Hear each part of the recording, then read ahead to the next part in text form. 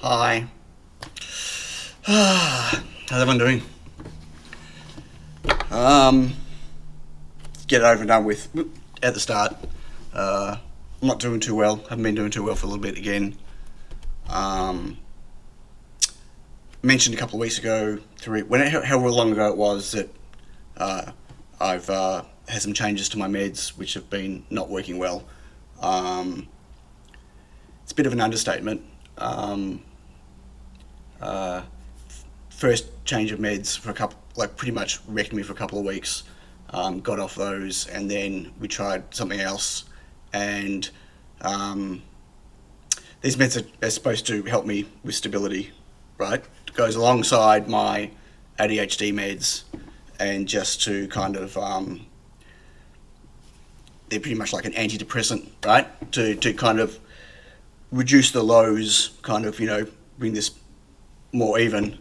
The first ones I had a really bad reaction to, very bad reaction, and then the second one I tried, I only got one tablet that I had, and it pretty much knocked me out for 2.5 days.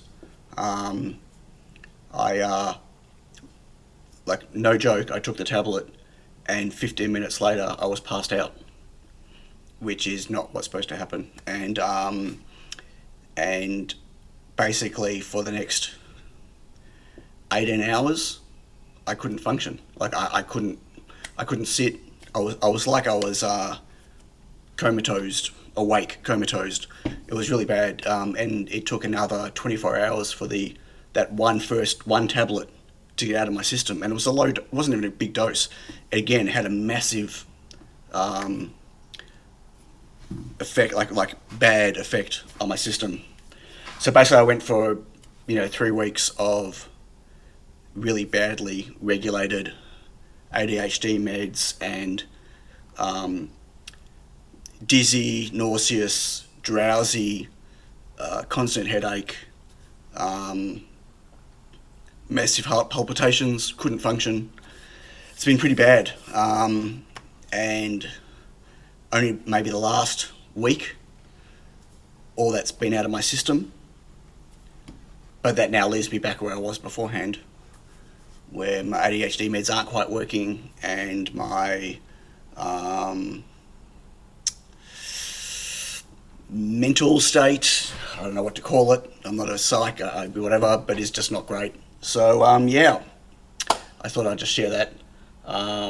Has not been a fun experience. At this point in time, I'm not prepared to try my third type of medication. There's lots of different medications I can try, but I'm just not prepared to do it right now, because the side effects, if it is bad, is really bad, and then the side effects of getting off it is really bad. So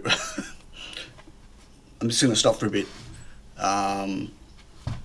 Yeah, I'm just going to turn the aircon on, a bit warm in here. So I've been dealing with that, which hasn't been great, and it hasn't really left me with a lot of headspace to do much else. But I have been, because I've had no choice. As usual, my usual story. Enough of that. Let's talk about some other stuff that's happening, which is also doing my head in big time.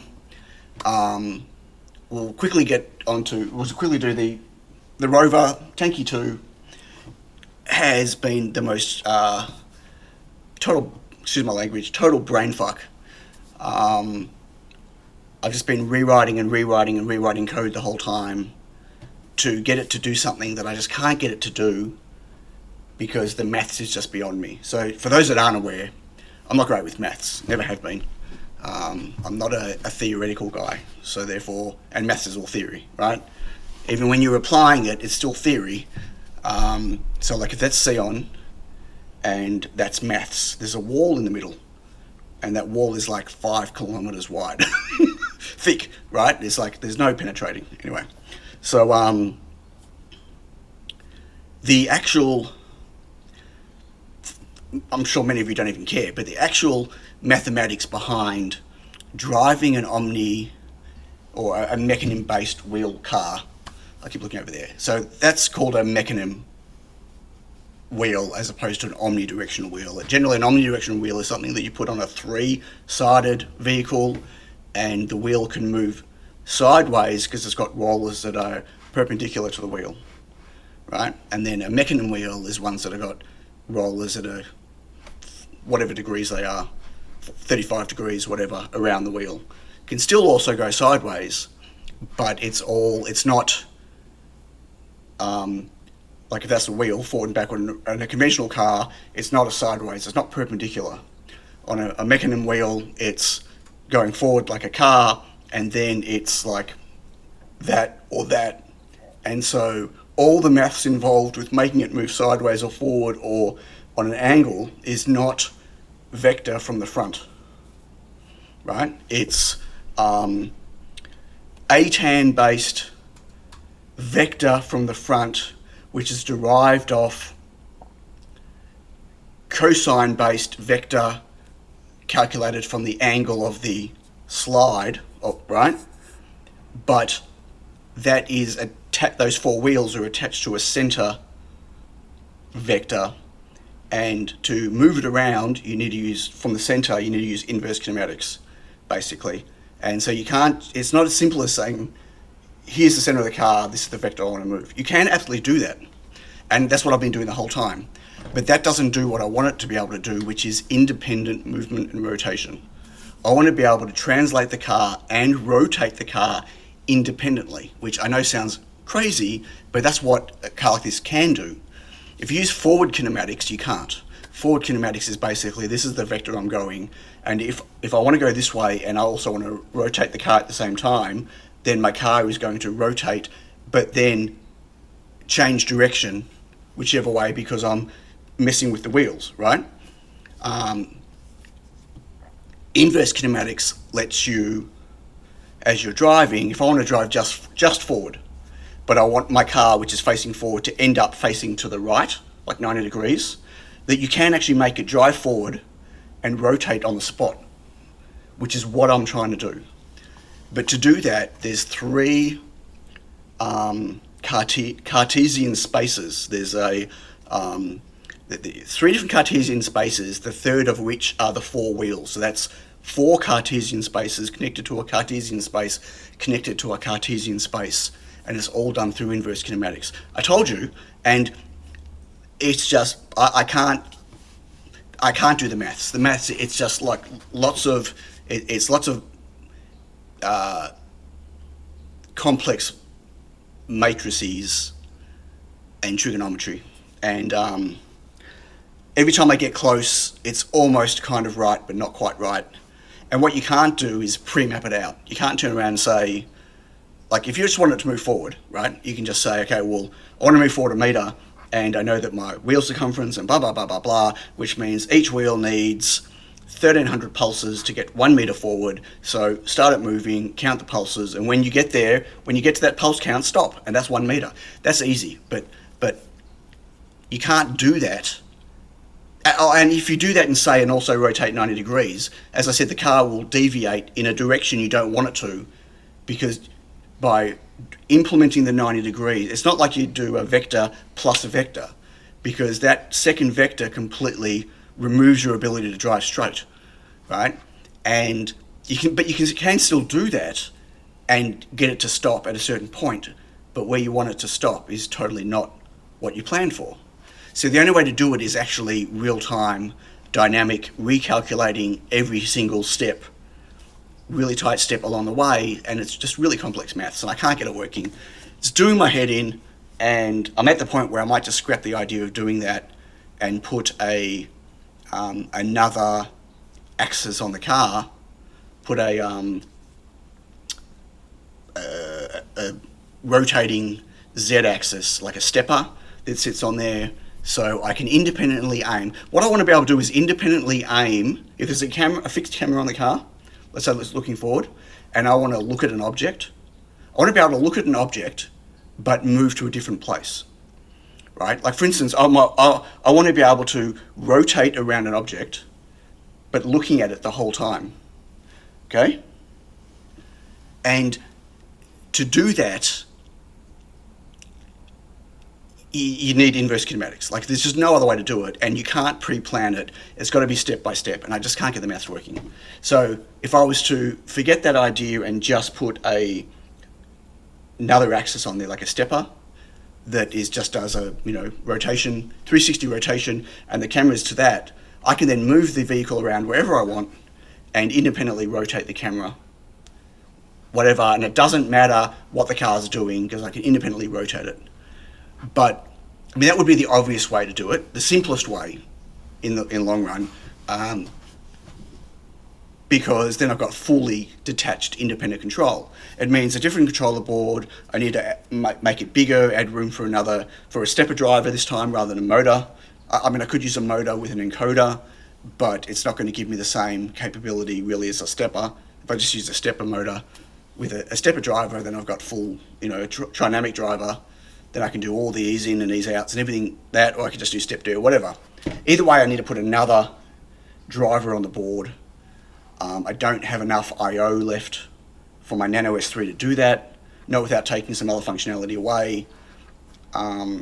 So I'd probably have to then stick down some bare silicon, and it's complex. And I don't even have this is just something that I'm playing with. It's just a personal project, right? So I don't even know what I'm going to do with it, even if it's worthwhile doing. It's just a problem I want to solve for no other reason than wanting to solve it, which is a very dangerous thing for Xeon, because I'll invest, or already have invested, no joke, I've invested hundreds of hours already in code trying to get this thing going. Hundreds of hours, and whatever. I did put a magnetometer on a new revision. I made a new revision on the weekend. I posted it to Discord supporters channel with the intent of being able to track rotation, assuming I could find a way to calibrate. So it's the same magnetometer I'm using on the Tiny Watch, so there is code to calibrate, although the code requires visually looking at something. I'll have to rethink how that works. So each magnetometer would have to be pre-calibrated on each board to be able to get a proper heading, and then I don't even know how accurate it's going to be. It might only be accurate within a couple of degrees, which, is kind of okay, but not fantastic. Anyway, that's been chewing a lot of my mental capacity, a lot. And then what else has been chewing my mental capacity, God, we're up to 13 minutes and I haven't even got to it, is I put a post on Twitter the other day asking what people thought, and on Discord, what people thought about if I was to respin one of my, and I'll explain a bit more here, but if I was to respin one of my boards, or all of my boards, right, to be able to add some new functionality, which I didn't go into the functionality I wanted to add because I don't want to get people's hopes up, and I didn't want to start discussions about that. But if I was to add extra functionality on my board, how far can I go breaking the design that people will be okay with? So for instance, here's a Tiny S3 I'm about to pack in an order. Okay, so this Tiny S3 is the same footprint as my Tiny C6 and my Tiny S2, and also my Tiny Pico. Tiny Pico still has 10 pins and 10 pins. When I came out with the S2, Tiny S2, that had 12 and 11, because I needed to break out IO0, TX, RX on those because there's no external serial UART chip on the board. So to be able to flash it and be able to talk to stuff externally without using USB, I needed that broken out, right? Which is fine, and that's my standard Tiny footprint. Still fully compatible with the Tiny Pico, but just the last two pins on one side and one pin on the other side aren't on the Tiny Pico, but they're on the rest. If I was to add extra functionality to that, how far could I go? So, do I not break any footprint compatibility, including don't change any of the pin numbers, right? Which means I've got very limited opportunity to add anything else to the board because of its size and scale and whatever else. Like for instance, if I wanted to add an EN pin for the LDO on the board so you can disable the LDO externally, okay, like the Feather S3's got, like the Pro S3's got. To do that, I needed to add another header pin. If I add another header pin somewhere on the board, it breaks compatibility. Although the other pins stay the same. So Sure, if you plug it into a shield that doesn't have that pin, it wouldn't be compatible. Like, you can't use that pin, but the rest would be compatible. But you'd have the option of using an EN pin that isn't there now, right? So that's adding functionality, changing the footprint, but leaving the pins. But what if I was to change the pin numbers as well? If I was able to change the pin numbers, like if I was able to add an extra pin, or 2 pins, or 3 pins. So if I was able to make it 12 by 13 instead of 12 by 13 instead of 11 by 12. 2 extra pins, so an EN pin and a something else. That would still be technically drop-in compatible, except for those last 2 pins, that's fine. But if I changed the pin numbers, it would still be drop-in compatible, but none of the existing code that references those pins specifically would work. You'd have to go into the code and change the IO numbers to work. So for instance, I'm using 34, 35, 36, 37 as SPI, as my SPI pins. Of course, you can use any IO as SPI pins, but they're the ones, they're broken out on the header, right? Now, here's why I'm asking. I'm sorry, this is going to turn into a long video. Here's why I'm asking. Right now, I'm using a SP32S3 FN8 chip on the S3, on the Nano S3, right? So Tiny S3, Nano S3 using the chips. It's got 8 meg of internal flash, and I put 8 meg of external PSRAM on here, right? On my Pro S3 and Feather S3, I use an ESP32S3 with no built-in flash, because I want 16 mega flash on those boards, and you can't get an S3 with 16 mega flash inside it. So I have external flash and I have external PSRAM. So all my boards have PSRAM, and they all share the same PSRAM chip, but they don't share the same S3 chip. Okay, so it means that when I am running low on components, I have to buy S3 chips with FN8 with the flash inside them, but they're only for Tiny S3 and only for Nano S3. And then I have to buy standard S3 chips without anything in them, and they're only for Feather S3 and Pro S3. And so if you consider something like a Pro S3, I had one here a minute ago.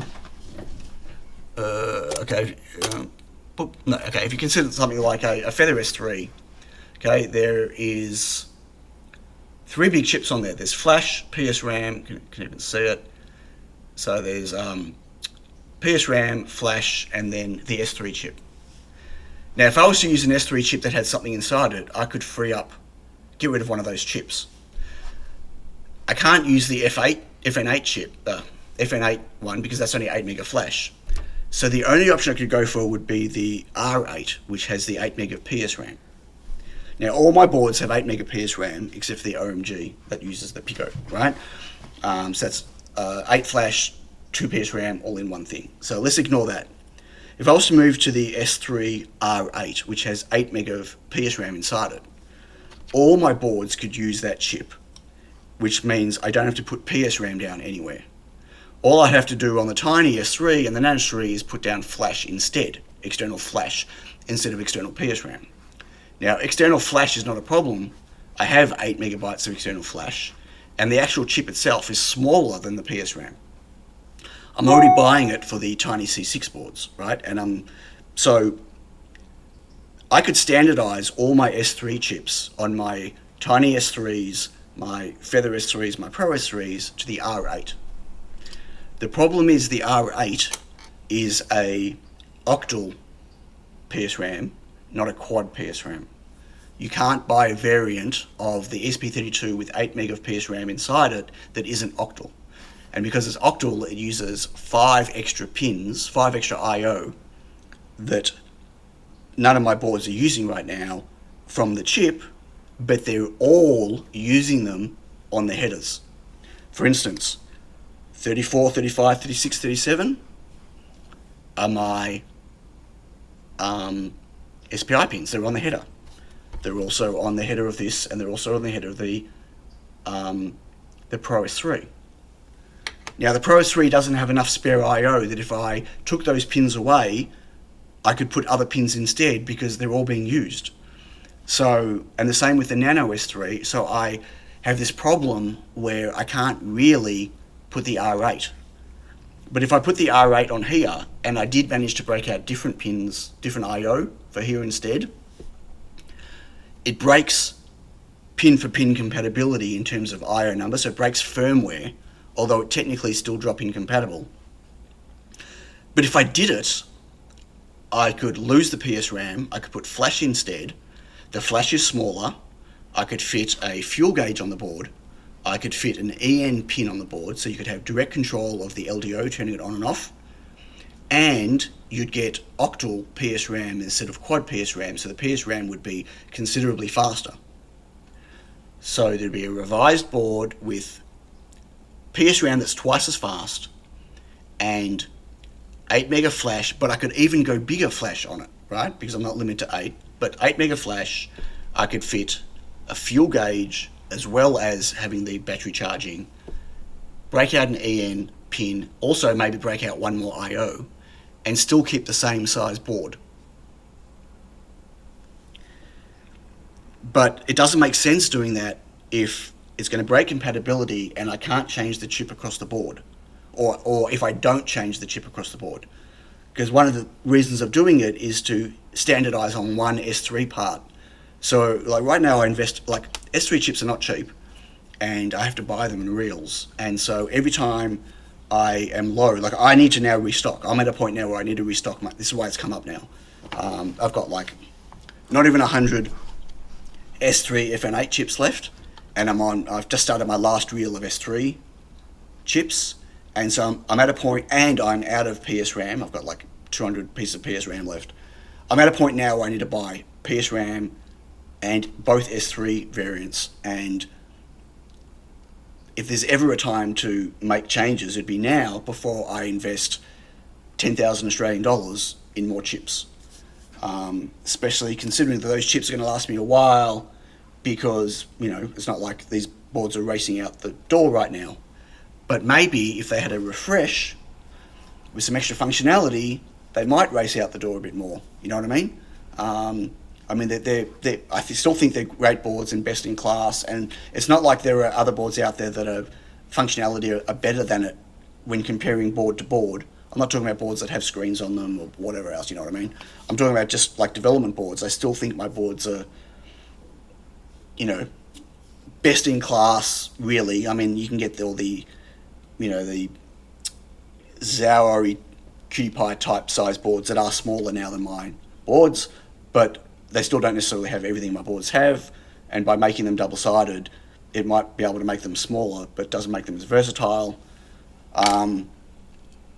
But I feel like my boards are stagnated now because there really isn't much I can do other than adding extra functionality. There's still no new chips from Espressive, like plenty of chips announced, but nothing. I can't even get samples of anything. I can't get samples of the C5, which is the one that's got the dual bandwidth, so 2.4 gigahertz and 5 gigahertz.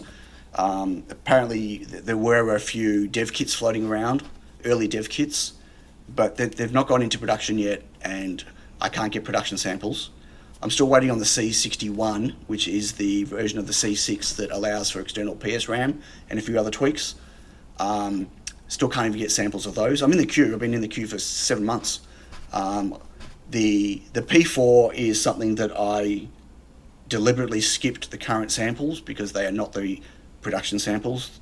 There's changes to the chip that are happening for production too. They actually ended up not manufacturing the Eco 1 version, which is what the sample is out now. They were going to manufacture them and then switch to Eco 2.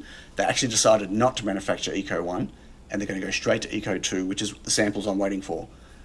So until they do the samples on those, I can't even get those, and that could be now sometime next year. So there are a lot of people playing with P4 right now, and I'm now way behind, even though I had an outline for a board designed a year ago.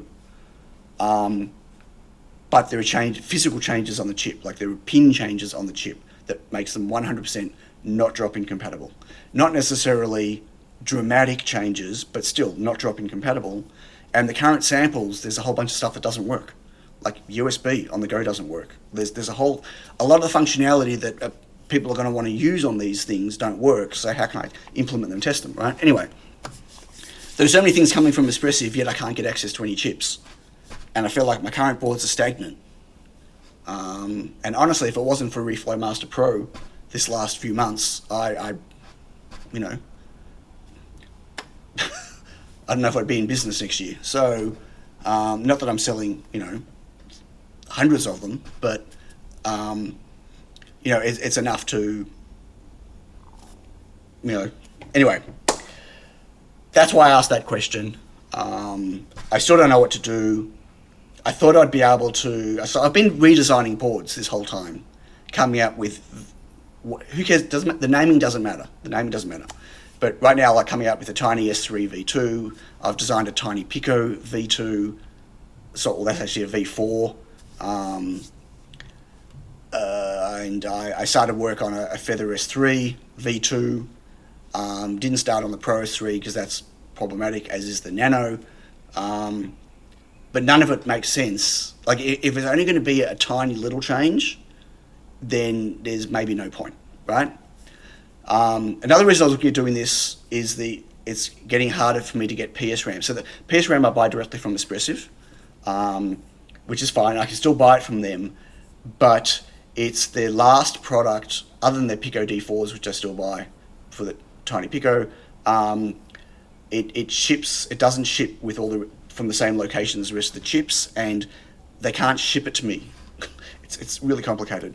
I can buy them, and I either have to pay like $500 for shipping for one reel, or I have to organize my own shipping, which I tried once before and it was successful, but it took an extra 2 weeks to get it, and it was custom problems because of the way they shipped it, and real big hassle. So I was hoping I could get rid of the need to buy more PSRAM by switching to a chip that had PSRAM built in. But it really, oh my God, I swear I turned that off. But it's becoming really problematic. I'm really waffling. I've just waffled too much now. So you can see what's been messing with my head.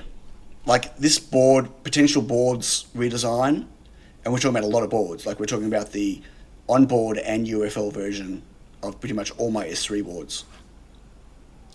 Like that's pretty major. And as I said, I didn't want to do tiny changes. I've been relaying out the board to be able to squeeze all this stuff in. Like, you know, adding a fuel gauge and all the extra bits it needs takes up a chunk of space that I don't have on my current boards like I needed to. I haven't gone down to 0201. I'm still using 0403, but 0402, but I'm just been rearranging and squeezing, optimizing space. Anyway, so that's been my mental game, and yeah, it's not been enjoyable. And I've noticed I've not made a decision because I can't. I don't know, and I'm now officially out of parts, and I'm officially like I've got all these boards to go to an order. These are Tiny S3s, and I'm short, and I'm out of panels, and I need to order panels today, which is fine time-wise. I'll get them in time for the order, but I need to order panels, and I'm going to order panels, then I need to stay with the current design. And if I need to order chips, which I'm almost out, I need to stay with the current design. Like if I'm ever going to pull the Band-Aid off, it's got to be right now, or it might be never, right? And I don't know if I can deal with never. So it's super frustrating, super frustrating. Wow, if you're still listening, if you're still watching and listening, kudos. But really, you should have just switched this off ages ago. Okay, I'm going to get back to it. Thanks for being a supporter. I really appreciate it. I do, honestly, I do. And if I don't say it enough, yeah, I appreciate the communication and banter in Discord, although that's become a bit quiet recently. Whatever, that's okay. You know, everyone's got stuff to do. And I'm pretty sure everyone's turned off their notifications from Discord. I don't blame you. But I do appreciate any of the chatter, anything to take my mind off stuff, and yeah. And I also appreciate all the support you all give in terms of, you know, buying my products and Patron and stuff like that. Like it really, yeah, I don't thank you all enough. So thanks for that, and yeah. I'll let you know how it all goes in another week. See if I've solved any of my problems. Most likely not, but I'm still here. Still haven't vacuumed my floor. One day. Okay, catch you later, everyone. Bye.